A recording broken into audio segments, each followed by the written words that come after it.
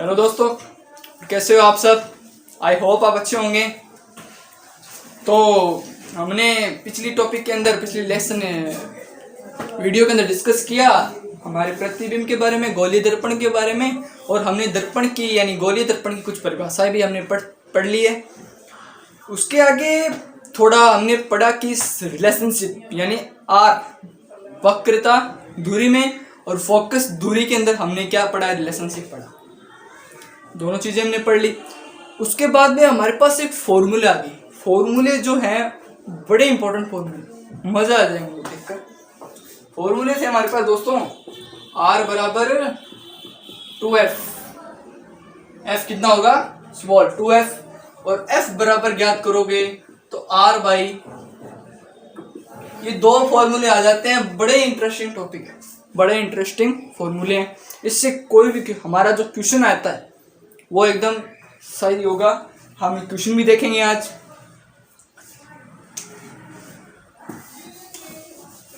देखिए क्वेश्चन, एक अवतल दर्पण, एक बात ध्यान रखिए आप, जब इस तरह के कुछ क्वेश्चन आते हैं उसके अंदर आप चीज को यानी क्वेश्चन को ढंग से पढ़िएगा। पढ़ने का सीधा सा मीनिंग है कि अगर आपने उत्तल दर्पण पढ़ा तो आप उत्तल दर्पण का ही फॉर्मूला यूज करेंगे। अवतल दर्पण के अंदर कभी माइनस आ जाएगा, कभी प्लस आ जाएगा, और उत्तल दर्पण में माइनस आएगा, कभी प्लस। इसके आप कंफ्यूजन हो जाओगे, इसलिए मैं आपको क्वेश्चन ध्यान से पढ़िएगा। मैंने कहा है अवतल दर्पण की वक्रता दूरी यानी वक्रता त्रिज्या कितनी है, R बराबर 22 सेंटीमीटर। 22 सेंटीमीटर इसकी क्या है, वक्रता त्रिज्या। वक्रता त्रिज्या है तो हमें इसकी क्या ज्ञात करनी है, वक्रता दूरी, फोकस दूरी ज्ञात करनी है। और किसकी ज्ञात करनी है हमें, अवतल दर्पण की ज्ञात करनी है दोस्तों। अवतल दर्पण की फोकस दूरी ज्ञात करनी है। कैसे करेंगे, हमको पता है F बराबर क्या होता है, R बाई 2 होता है, पता है। तो अब F रखो और R कितनी है, 22 सेंटीमीटर। चलिए 22 सेंटीमीटर बटा 2 कितना आ गया, बराबर 11 सेंटीमीटर। क्या ये सही है, 9।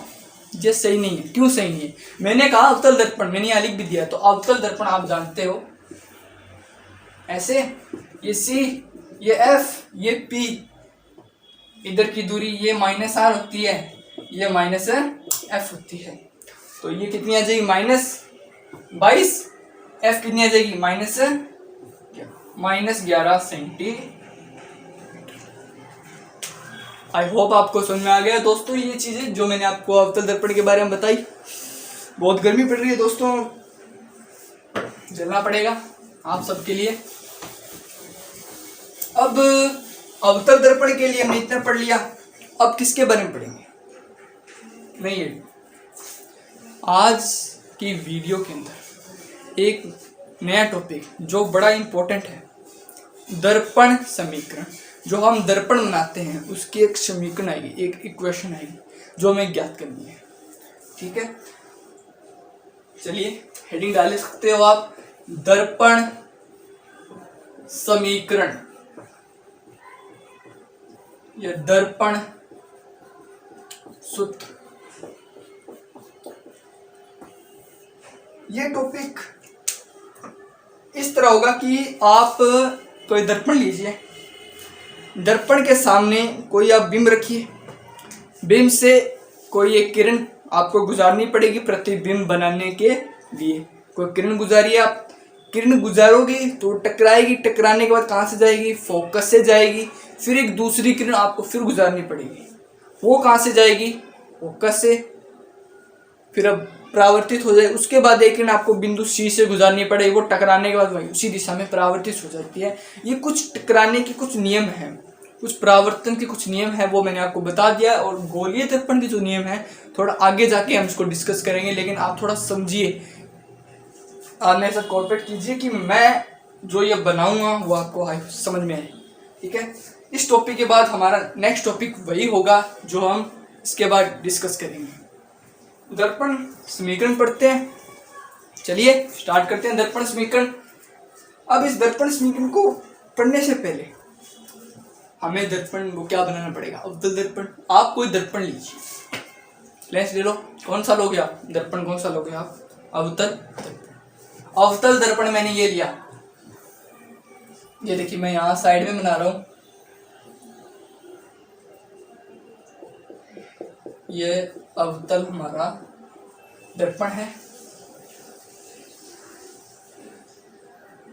ये क्या होगी सी, ये हो गया हमारा फोकस। ठीक है दोस्तों, अब मुझे क्या रखना है, ये हो गया एम, ये इसका ध्रुव, ये हमारा द्वारक है एम और एन, ये हमारा द्वारक गोलीय दर्पण का, जहां वो एक चाप काटती है। गोलीय दर्पण का चाप क्या कराता है, हमारा द्वारक कहलाता है। ये हमने बना दिया। अब हम क्या करते हैं, एक बिंब रखते हैं, कहाँ, यहां मैंने एक बिंब रखा ए और बी का, जिसकी हाइट कितनी है, एच हाइट है, ये दर्पण रखा। अब इससे कोई दो किरणें गुजारूंगा, आप तीन भी ले सकते हो। एक किरण सीधी गई, टकराई, कहाँ से गई, फोकस से चली जाती है, मैं फोकस से इसको गुजार देता हूँ। ये देखिए फोकस से चली गई, चलने के बाद कहाँ से गई, अनंत पर गई, टकराने के बाद कहाँ से गई, अनंत। ठीक है, इसके बाद दूसरी किरण कहाँ से जाएगी, हमारे फोकस से, हम गुजारेंगे थोड़ी देर में। अब इस बिंदु P पर गुजारो, इस किरण को कहाँ गुजारो, बिंदु P पर, इन ध्रुव से जाने दो इस एक बिंदु को। ये देखिए किरण ये कहाँ से गई, ध्रुव पर टकराई, ध्रुव से कहाँ होगी, परावर्तित चित्र कितने कोण से, आई कोण से, परावर्तन के नियम में कहाँ से गई, आर कोण चली गई, आई से आई, आर से चली गई। तो कहाँ मिलती है, यहाँ मिली। तो यहाँ हमारा क्या बन गया, दो किरणें आपस में काटेंगे तो यहाँ क्या बनता है, हमारा प्रतिबिंब बनता है। और प्रतिबिंब इस दर्पण में क्या बना, उल्टा बना और आभासी बना। इसके बारे में भी हम चर्चा करेंगे, हमारे आगे पढ़ेंगे थोड़ा चलकर कि प्रतिबिंब किस दिशा में कहाँ रखने पर, इस मुख्य अक्ष पर कहाँ रखने पर प्रतिबिंब सीधा बनता है, उल्टा बनता है, छोटा बनता है, बड़ा बनता है। इसके बाद चर्चा करेंगे। ये h हो गई, तो जितनी हाइट है उतनी कितनी हो जाएगी, h डैश हो जाएगी। ये क्या होगी, h डैश, और ये h। अब देखिए, अब हम त्रिभुज लेंगे। आपको क्या दिख रहा है, ये त्रिभुज दिख रहा है, त्रिभुज ए बी पी, क्या दिख रहा है, समकोण त्रिभुज ए बी पी दिख रहा है आपको। और ए बी पी के बाद क्या दिख रहा है, ए डैश बी डैश और पी। वह त्रिभुज ए डैश बी डैश पी, इन दोनों त्रिभुजों में क्या देखते हो, इसमें ये देखो ए बी पी, ये कोण जो है, यानी ये कोण, एक नंबर बात हम देखेंगे जी, कोण है A B P. A B P कोण किस कोण के बराबर है, ये वाली चीज है ना, वो इसके क्या है, आधी है। समझे दोस्तों कि ए डैश बी डैश पी के क्या है, पाई बाई 2, यानी इसकी पूरे की क्या है, ये आधी है। यानी प्रतिबिंब कहाँ बनेगा, उन दोनों दूरियों के बीच में बनेगा। ठीक है, ये दोस्तों हमने बना दिया। इसके बाद 2 नंबर बात देखिए आप, कोण ए पी बी, कोण ए पी बी और कोण ए डैश बी डैश और पी। अब देखिए एक B P, A P B, यानी ये वाला कोण और एक ये वाला कोण। ये कोण क्या, कोई किरण आई, टकराई, आई कोण पर, कहाँ चली गई, परावर्तित आर कोण पर, यानी परावर्तित 8 डिग्री पे हुई, सॉरी आर इसमें कोण बना, उतने पर क्या हुई है, परावर्तित हुई। तो अब देखिए हम कह सकते हैं कि कोण ए पी बी बराबर कोण A dash P B dash, ये किससे हुई, परावर्तन के नियम से हुई। परावर्तन के नियम के द्वारा हमारा ये सिद्ध हो चुका है कि आप कह सकते हो ए बी पी, ये कोण यानी कोई किरण आई, कहाँ टकराई, ध्रुव पर, टकराने के बाद कहाँ परावर्तित हुई, यहाँ से आई एंगल से आई, वहां से आर एंगल पर वो परावर्तित हो गई। तो इसके लिए हम कह सकते हैं, हमने परावर्तन के नियम में ये जाना है कि आई और आर क्या होते हैं, एक दूसरे के इक्वल होते हैं। तो हमने उस नियम से हमने इसको सिद्ध कर दिया। अब आप देखोगे इनके दो कोण बराबर है, यानी त्रिभुजों के दो कोण बराबर हैं, तो ये एक दूसरे के क्या हो जाते हैं, समरूप हो जाते हैं। और तो समरूपता के नियम से हम ये कह सकते हैं कि ये त्रिभुज इस त्रिभुज के इक्वल होगा। तो आप ये देखिए कि ये दूरी यानी बी डैश ए डैश और बी ए के क्या होता है, इक्वल, यानी इन दोनों का परिमाण लेकर हम उन दोनों के क्या कर देंगे, बराबर कर देंगे। किन दोनों के बराबर कर, तो देखिए एम पी बी डैश, कैसे, ये दूरी पी बी डैश और इसके इक्वल पी बी। कि दोस्तों ये दो चीज हो गई। इसके बाद अब देखिए ये चीज हमने ली। अब देखो मैंने इस वीडियो में एक पीडीएफ बनाई है, उस पीडीएफ में मैंने ये लिख दिया है कि बिंब की दूरी कितनी होगी u और प्रतिबिंब की दूरी v, ये चीज होगी। तो p b डैश यानी p b डैश का मतलब क्या है कि यहाँ क्या बन रहा है, इसका प्रतिबिंब बन रहा है। तो प्रतिबिंब की दूरी आप यहाँ लिख लीजिएगा, प्रतिबिंब है उसकी जो दूरी होगी वो माइनस v होगी और बिंब की होगी माइनस u और जो हमारा फोकस है उसकी माइनस f होगी। ये चर्चा हम कर चुके हैं। तो इसके बाद अब देखिए p b डैश कितनी होगी, दिया देखिए p b डैश, तो यहाँ की जो दूरी कितनी है प्रतिबिंब की माइनस v है, सॉरी, तो minus v upon minus p b कितनी होगी माइनस, ये माइनस माइनस एक दूसरे से कैंसिल आउट। तो हमारे पास एक नया फॉर्मूला बन चुका है। समीकरण नंबर 1 डालकर आप इसको लिख लीजिएगा। इसके बाद हम दूसरे त्रिभुज के ऊपर चर्चा करेंगे। इसे आप समीकरण 1 नंबर नाम दे दीजिए, या आपने समीकरण नंबर 1 इसको नाम दे दिया, ठीक है। अब एक कोण हो गया, अब हम दूसरे कोण के ऊपर डिस्कस करते हैं। दूसरा कोण लीजिए आप, ये हमने ले लिया, यानी इस कोण का हमारा काम खत्म हो चुका है। इसके बाद अब कौन लेंगे हम, देखिए एक लीजिए ए डैश बी डैश, ये वाला मैंने ये लाल मार्कर से बनाया, इसको आप देख लीजिए। एक ये ले लीजिए और एक ये ले लीजिए। इन कोण में आपको क्या दिख रहा है, एक तो ये एक दूसरे के क्या है पाई बाई 2, ये समीकरण। दूसरी मेन बात, एक दूसरे के शीर्षाभिमुख ये कौन है, शीर्षाभिमुख कौन है एक दूसरे के। तो हम लिख लेंगे, मैं ये चित्र नहीं मिटा रहा क्योंकि इस चित्र में आपको समझाने के लिए जरूरी है ये, इसलिए मैं ये चित्र नहीं मिटाऊंगा। आप अब इसको वापस देखिए कि त्रिभुज मैंने ले लिया ए डैश बी डैश एफ व समकोण त्रिभुज कौन सा लोगे आप, एम पी एफ। इन दोनों में देखो एक नंबर बात तो मैं ले लूंगा कि ए डैश बी डैश और एफ किसके बराबर है, यह है एम पी और एफ के, एम पी एफ के बराबर है। कितने, पाई बाई 2। 2 नंबर बात, इसके आगे समकोण, अब देखिए कोण A dash F B dash बराबर कोण एम एफ पी, ये एक दूसरे के क्या है, शीर्षाभिमुख कोण होने के कारण ये एक दूसरे के इक्वल होंगे। अब देखिए दोनों कोण एक दूसरे के इक्वल है, तो तीसरा भी एक दूसरे के क्या होगा, इक्वल। अनुपात लेंगे हम दोनों का तो वो एक दूसरे क्या होगा, इक्वल। शीर्ष वो समरूपता के नियम से हमने सीखा भी है, हम 10th में आगे 10th में पढ़ेंगे भी मैथ की क्लास में, ये बात हो गई। अब देखिए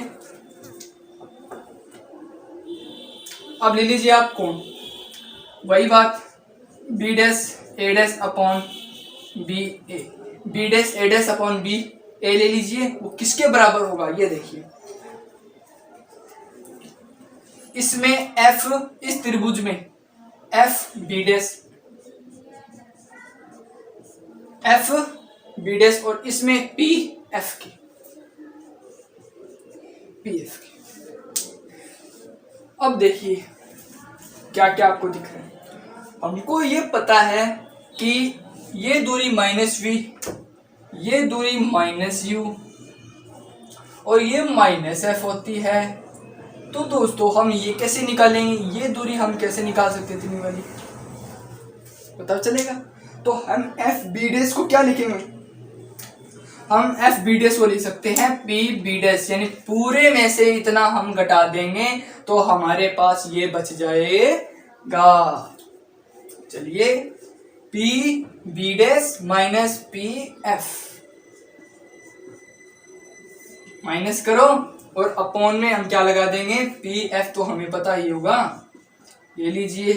तो पी बी डैश कितना होगा, माइनस वी, और ये माइनस यहां, और पी एफ कितना माइनस एफ, तो एक दूसरे को प्लस कर देगा। अपॉन में हम क्या कर सकते हैं, पी एफ कितना है, ये लीजिए।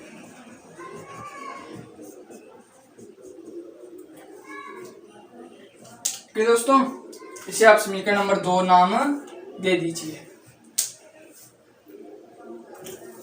अब हम देते हैं समीकरण 1/2 से भाग देंगे, बराबर रखेंगे, ये इससे कैंसिल हो जाएगा तो वो समीकरण हम यहाँ पुट कर देंगे। ये देखिए आप अब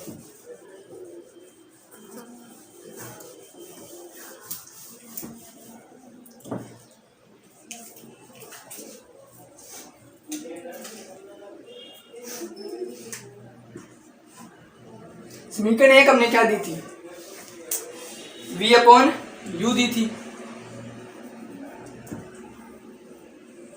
v अपॉन u दी थी। तो v अपॉन u बराबर, अब जो समीकरण दी थी इसको क्या नाम दिया था, minus v plus F upon minus F. अब कर दो माइनस वी एफ बराबर, ये इसको दे दो, ये इसको दे दो, कितना हो जाएगा, minus U V plus U F. हो गया। देखिए आप हम क्या करते हैं, इसको उधर इसको इधर, तो यू वी इधर आएगा, ये उधर जाएगा, तो यू एफ प्लस क्या हो जाएगा, वी एफ। इसमें क्या कॉमन आ रहा है, कॉमन मतलब आप छोड़ो, यू वी, ये चीज। अब इन पूरी समीकरण में हम क्या दे देंगे,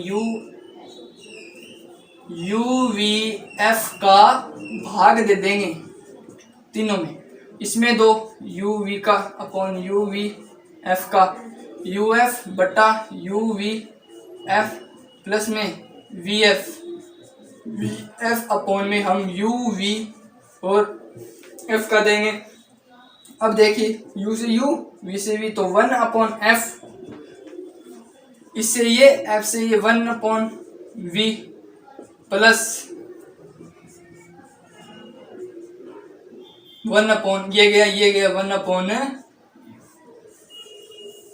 ये हमारे पास फॉर्मूला आ गया 1 अपॉन एफ बराबर 1 upon V plus 1 upon you.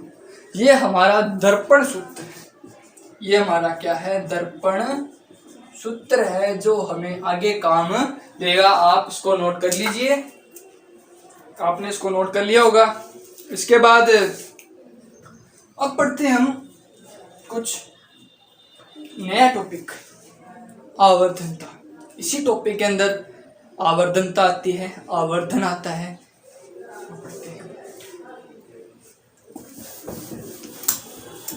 इसके जो ट्यूशन है वो हम नेक्स्ट क्लास के अंदर डिस्कस करेंगे। ट्यूशन के बारे में वेरी सिंपल क्वेश्चन है, हमें सिर्फ फॉर्मूला पता होगा और माइनस प्लस की हमें देखना है, बाकी हमारे सारे क्वेश्चन अपने आप सही हो जाएंगे। हम देखते हैं आवर्धन। आवर्धन आवर्धन क्या होता है, मैग्निफिकेशन। मैग्निफिकेशन क्या होता है, मैंने पिछली वीडियो जो बनाई थी उसके अंदर मैंने आवर्धन के बारे में आपको बताया था। जब समतल दर्पण के हमने कुछ विशेषताएं पढ़ी थी, उसमें 4 नंबर 3 नंबर बात मैंने आपको आवर्धन बताई थी कि जितनी ऊंचाई बिंब की होती है उतनी प्रतिबिंब की होगी, कम भी हो सकती है, ज़्यादा भी हो सकती है, ये बात भी हम डिस्कस कर चुके हैं।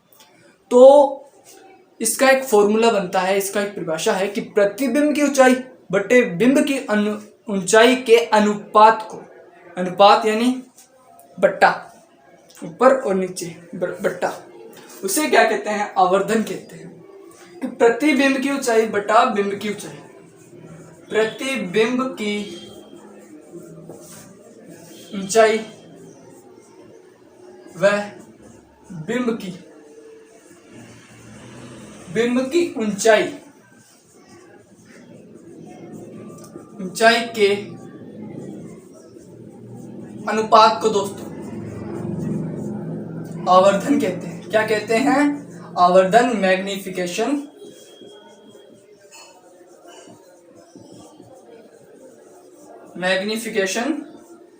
कहते हैं। मैग्निफिकेशन कहते हैं। ये हो गया हमारा आवर्धन। अब देखो m बराबर यानी मैग्निफिकेशन m से चका, प्रतिबिंब की हमने क्या बनाई? h dash upon h। ये होता है h डैश अपॉन h हमारा प्रतिबिंब की ऊंचाई बटा बिंब की ऊंचाई।